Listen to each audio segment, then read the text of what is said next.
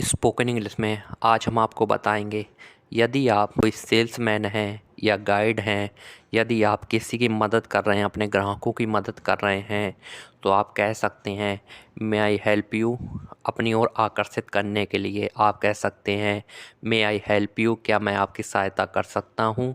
May I help you ये आप तभी कह सकते हैं यदि आप उनकी सहायता करना चाहते हैं, तो आप कहेंगे मे आई हेल्प यू।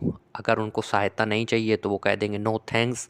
लेकिन अगर आप सहायता करना चाहते हैं, उनको चाहिए, तो आप कहेंगे may I help you. May I help you, क्या मैं आपकी सहायता कर सकता हूँ। May I help you. Spoken English में जैसे आप किसी लाइन में खड़े हैं, जैसे कोई बैंक की लाइन है, कोई वृद्ध औरत खड़ी हुई है, आप उसको देख रहे हैं और आप कह रहे हैं, जैसे आप हिंदी में कहते हैं आप मुझसे आगे लग जाइए, पहले आप। तो ऐसे आप कह सकते हैं इंग्लिश में फर्स्ट यू। लेकिन ये इंग्लिश में नहीं कहा जाएगा, ये बिल्कुल बेकार लगेगा। ये आप कह सकते हैं उस वृद्ध औरत या महिला से, तो आप कह सकते हैं आफ्टर यू, तो वो आपके आगे लग जाएगी। आप कह सकते हैं आफ्टर यू।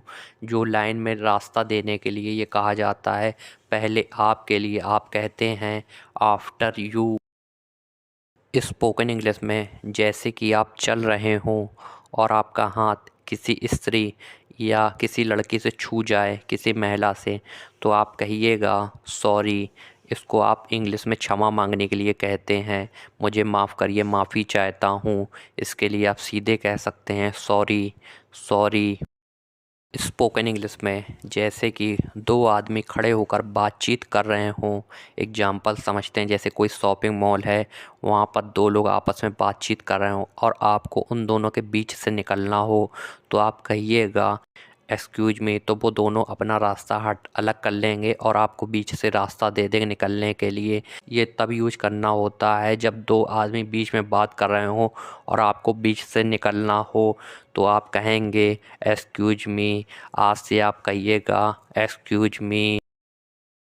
एक नोट करने वाली बात, जैसे कि आप किसी शादी पार्टी में गए हैं, अपने दोस्तों से बात कर रहे हैं और आपका फ़ोन आ जाए, तो आप ऐसे नहीं हटिएगा। आप कह सकते हैं दोस्तों के बीच में एक्सक्यूज मी, फिर आप एक्सक्यूज मी कह के अपने रास्ते हट जाइएगा और अपनी दिनचर्या शुरू कर सकते हैं। जैसे भी आप अपने दोस्तों के साथ बीच में बैठे हुए हैं और आपको उस जगह से उठना पड़े, तो आप एक्सक्यूज मी कहकर उठेंगे, एक्सक्यूज मी। स्पोकन इंग्लिश में जैसे कि आपको कोई बात सुनाई नहीं देती है, तो आप कहेंगे पार्डन। एग्जाम्पल समझते हैं, जैसे कि आपकी टीचर आपको कुछ पढ़ा रही हैं और उन्होंने कुछ ऐसा बोला जो आपको सुनाई नहीं दिया, तो आप ऐसा नहीं कहेंगे ऊंचा बोलो, स्पीक लाउडली, बल्कि आप कह सकते हैं मैडम से पार्डन। तो मैडम समझ जाएंगी कि तुम्हें सुनाई नहीं दिया, तो मैडम उस चीज़ को दोबारा रिपीट करेंगी। तो पार्डन का मतलब होता है कि सुनाई ना देना, पार्डन कहलाता है, पार्डन। स्पोकन इंग्लिश में आज्ञा लेने के लिए मे आई कम इन का प्रयोग किया जाता है। जैसे कि क्लास में टीचर पढ़ा रही हैं और आप क्लास लेट गए, तो आप बाहर से खड़े होकर कहिएगा मैडम से आज्ञा लेने के लिए मे आई कम इन, क्या मैं अंदर आ सकता हूँ। मे आई कम इन, तो मैडम कहेंगी यस प्लीज़, बिल्कुल यस प्लीज़ मैडम कहेंगी, तब आप अंदर जाइएगा। आज्ञा लेने के लिए मे आई कम इन का प्रयोग किया जाता है। ये आप कहीं भी कह सकते हैं, ऑफिस में, कहीं सीनियर बैठे हों, आपको कमरे के अंदर जाना हो, तो आप मे आई कम इन का प्रयोग करिएगा, तो वो उत्तर देगा yes please, yes please. Spoken English में ऑफ कोर्स यानी अवश्य। अगर आप अपने दोस्तों के साथ बैठे हैं और आपने अपने किसी दोस्त से कहा कि मुझे यह तुम्हारी किताब 1 घंटे के लिए पढ़ने के लिए चाहिए, और दोस्त कहना चाहता बिल्कुल पढ़ सकते हो, ले जा सकते हो, तो वो कहेगा अवश्य, ऑफ कोर्स, पढ़ने के लिए ले जाओ। तो आप ऑफ कोर्स का प्रयोग करेंगे, अवश्य, बिल्कुल, ऑफ कोर्स।